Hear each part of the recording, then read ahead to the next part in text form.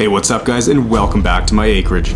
Over the last few years, I've been hard at work meticulously planning and developing my yard, which has meant massive amounts of dirt, trees, and mulch have been brought in, but that's just the beginning.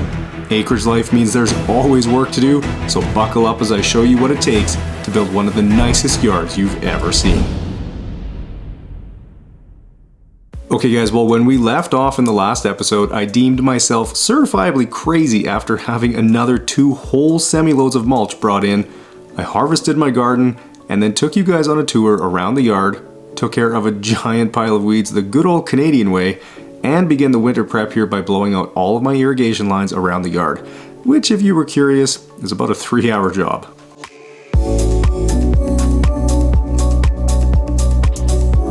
And speaking of winter prep, that's exactly where we're going to pick things up, as this episode is going to show you a few more items off my winter prep list. I'll hop in Johnny and take care of some fluffy white stuff, and then some big changes happen at the back of the house. Now in terms of the winter prep, as you guys know, I built a flower bed to the left of the veranda a couple of videos back, and while the pile of crusher dust was in a good spot, it's not anymore now that the snow has arrived. So I'll spend a few minutes in Bobby moving that to a better location, along with the leftover rocks from the dry creek bed project in the peninsula in the spring. Though again, just to clarify for you guys, this footage was all filmed in November of 2023, as there's a bit of a tape delay on the channel. It just gives me the flexibility that I need to be able to put videos out when I can find the time to make them.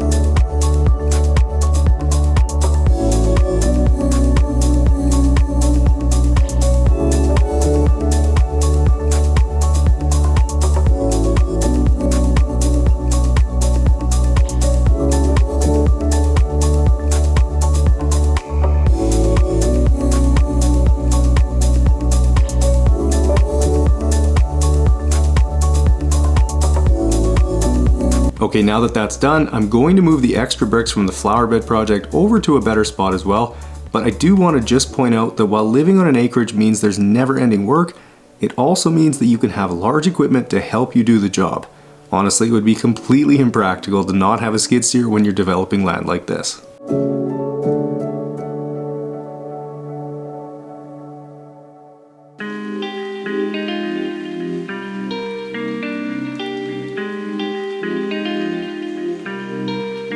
Alright, well next up is something I've been meaning to do for a while now, and that's to get my front couple of large spruce trees wrapped with lights.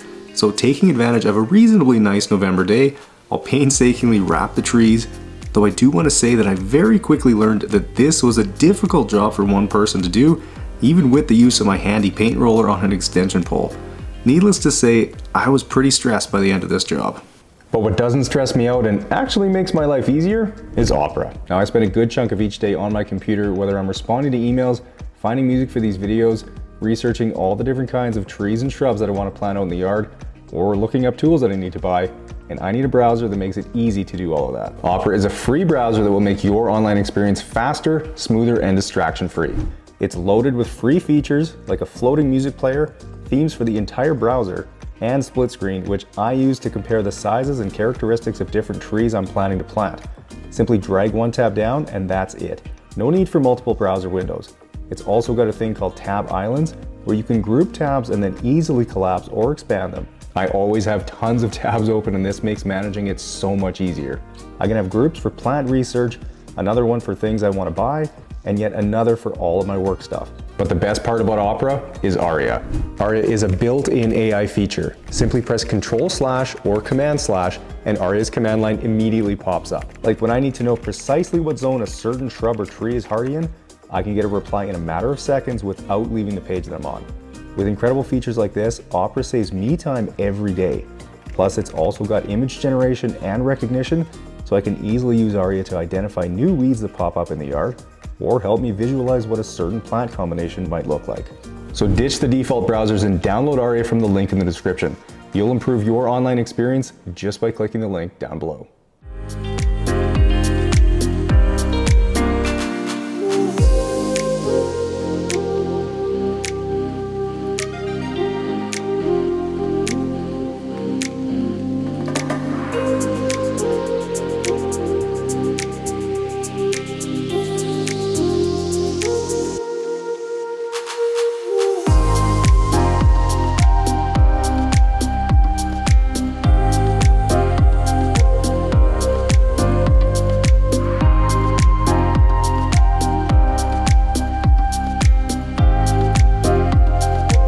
Next up on the list is another thing I hadn't intended to leave this long, and that's to get some wire wrapped around the couple of pine trees I've got in the peninsula, as well as my Ohio buckeyes, because I would hate for the deer to come in here over the winter for a little snack. Luckily, I had some of the stucco wire that I used for the tree line fence left over.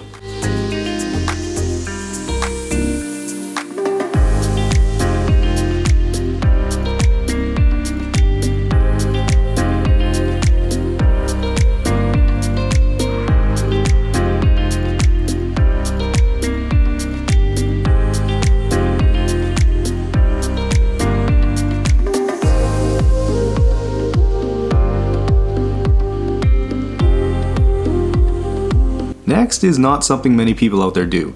In fact, I'm the only person I've ever seen to cover their air conditioners over the winter, but it's just something I've always done, so I'll take a few minutes and cover the one on the shop and then the two that I've got on the house. Once that's done, I'll shift my attention to making sure I'm prepared for all the snow we're undoubtedly going to get over the winter, which means I need to take the bucket off of Johnny and switch over to the snow bucket that I built a couple of years back. Thankfully, that's a pretty easy task. It just involves removing a pin on either side of the bucket, driving back into the shop to pick up the snow bucket, and then putting the regular bucket back in the shop.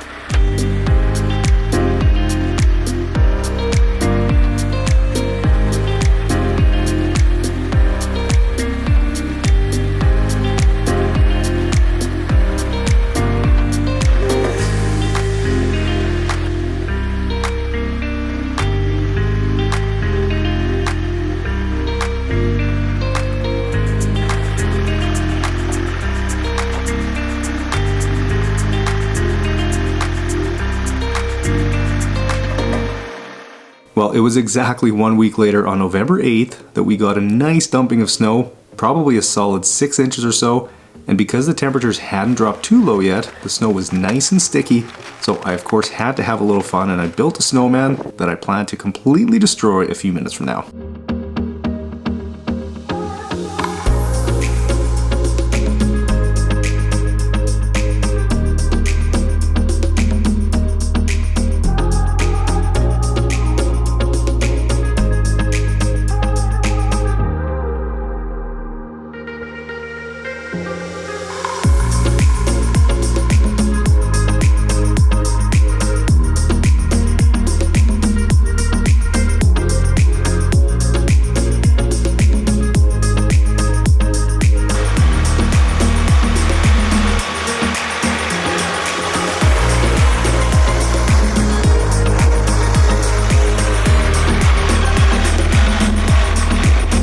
Now as I get to work here, there's a couple of things I need to say. First, while this looks like work, I can assure you it doesn't feel like work. I absolutely love getting any chance to hop in the tractor or the bobcat to do things around the yard because I'm just a kid at heart and getting to operate machinery like this is nothing but fun. Second, the snow bucket works really well, but what I've come to learn after using it for a winter is that it's really good at redistributing material around the yard. Last year I had the skis on the side sitting a little bit too low and I managed to push some reclaim around and hit a few frozen bumps, which resulted in disfiguring the bottom plate pretty good. This year I moved the skis down to give that bottom plate a little bit more clearance. Basically I won't be skimming the reclaim quite so close today.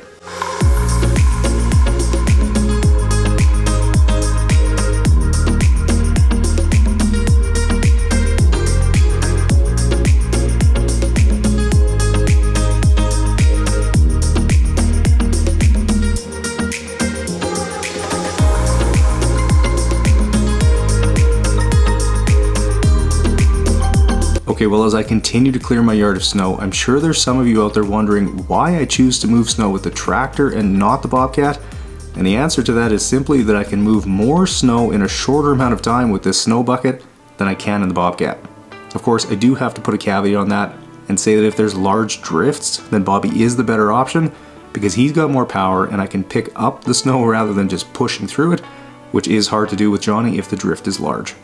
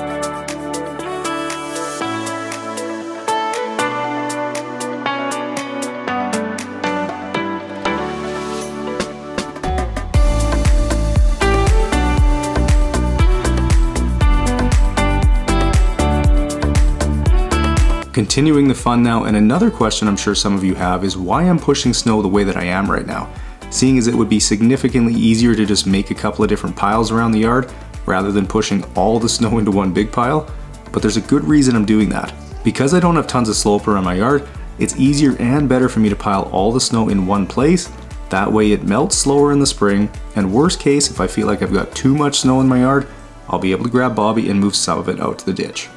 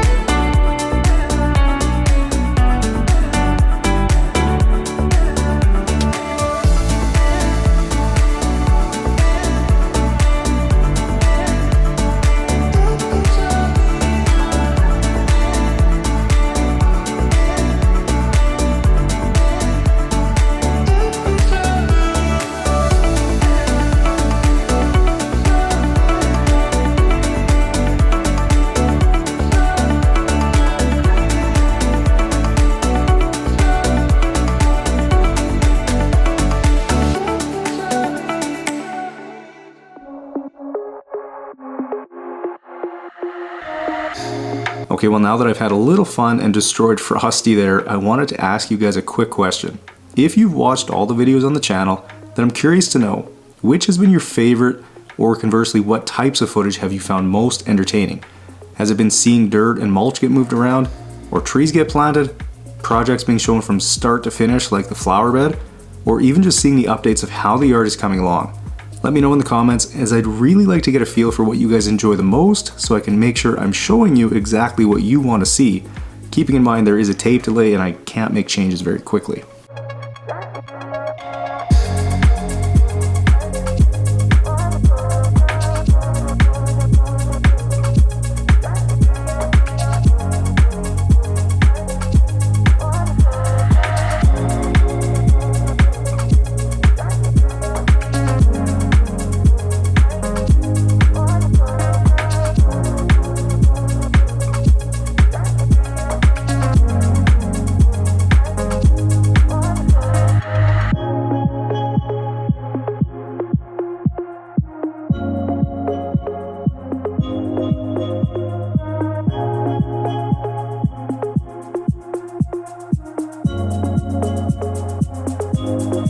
Okay, with all the snow cleared, I'll take a quick second to brush off what's stuck to the bucket before putting Johnny away.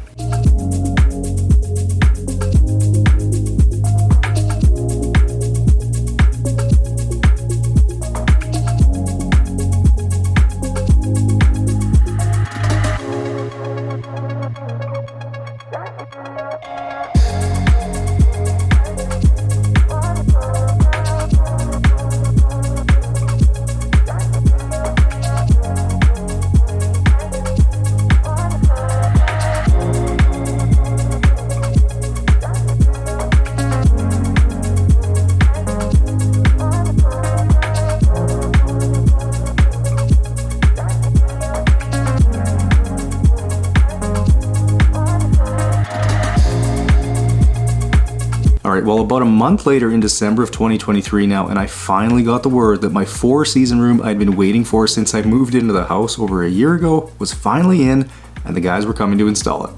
That's right, this whole area at the back of the house is being turned into a full 4-season room, and I cannot wait.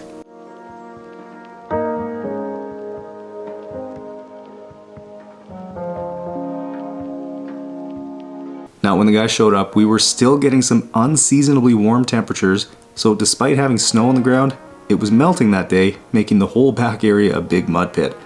Not much I could do about that, unfortunately, and because they were working back here and I really didn't want to be in their way trying to film things, I just had a couple of GoPros running from inside the house, so my apologies for the footage not being crystal clear, but it's still enjoyable to watch regardless.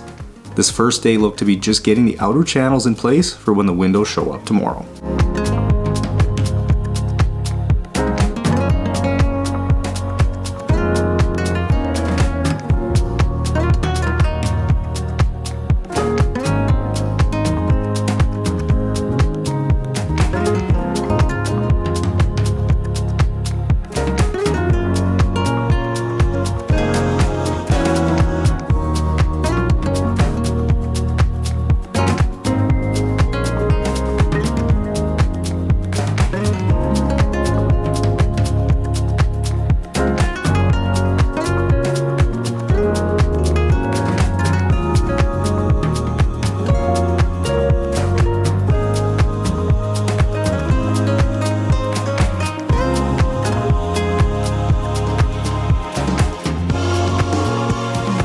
Okay, well, the next day the guys were back and they brought some additional help this time because these glass panels were heavy. Believe it or not, but this company was only one of 2 who supply and install 4-season rooms in the area, and the reason I went with them is because the other company quoted over double the cost and the guy was a complete jerk when I was dealing with him. And to answer the question about why I wanted a 4-season room over a 3-season room, well, to me it just made more sense. I wanted an area that I could entertain in year-round, barbecue in year-round, escape the rain or the wind, and of course use over the winter. That meant that when the house was built I had to figure out how to heat the space, and ultimately what made the most sense was to run in-floor heat in the concrete, and then I've also got spray foam up in the roof area. I can say that after having this space for a while now, it's my favorite room in the whole house, and I spend a ton of time in here.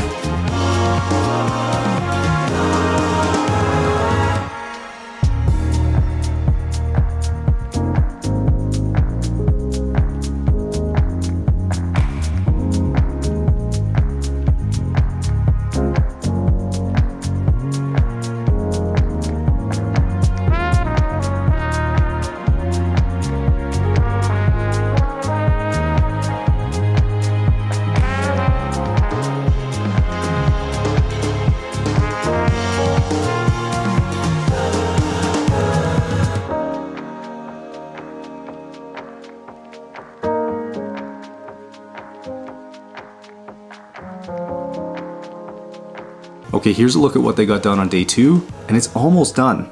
All of the windows open up and have screens on them, which will allow me to cool it off when I need to.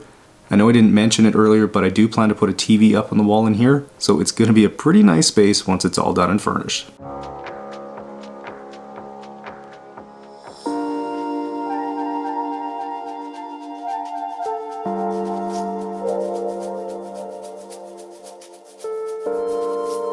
Now as the guys get to work on the third day here to finish everything up, you'll notice that they do end up cleaning the floor for me a bit, which was really nice of them. Certainly wasn't their fault that things got muddy back here, but I definitely appreciated it, though it did take quite a bit of effort afterwards to get the concrete perfectly clean again, and then to get everything else clean in here too, because it's been open to the elements for almost 2 years, and yeah, everything was dirty. Oh, and if you're wondering why I have a trampoline, I can answer that too. My neighbor was actually getting rid of it a couple of years ago, and since it was easier for him to just move it a couple hundred feet into my yard, that's what we did. I actually grew up with a trampoline, and believe it or not, I competed in gymnastics when I was younger too, so it's just always been one of those things that I've enjoyed doing.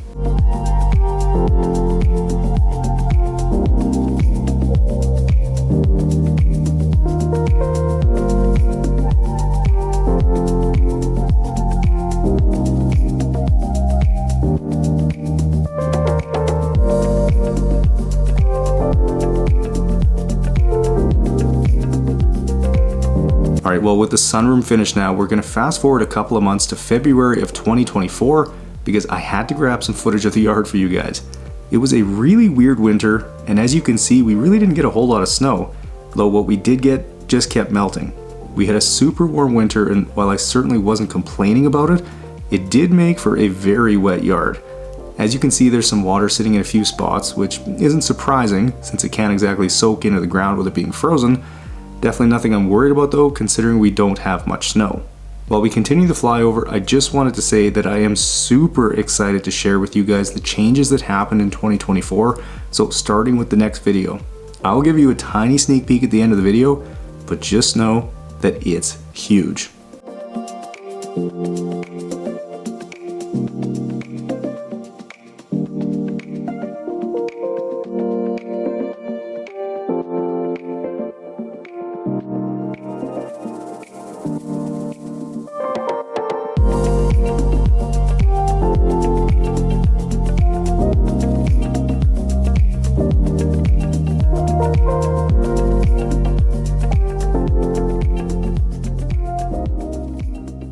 Okay guys, well that is where I'm going to wrap it up for this video.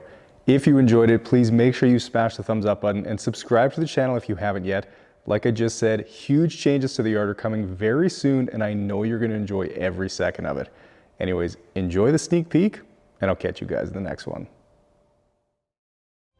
If you thought the yard was looking good, well, next episode takes things to a whole new level. The upcoming projects are massive, and the scale of work goes far beyond what I can do by myself, which means the videos are going to be epic, and you guys are going to get to see every single minute of the transformation.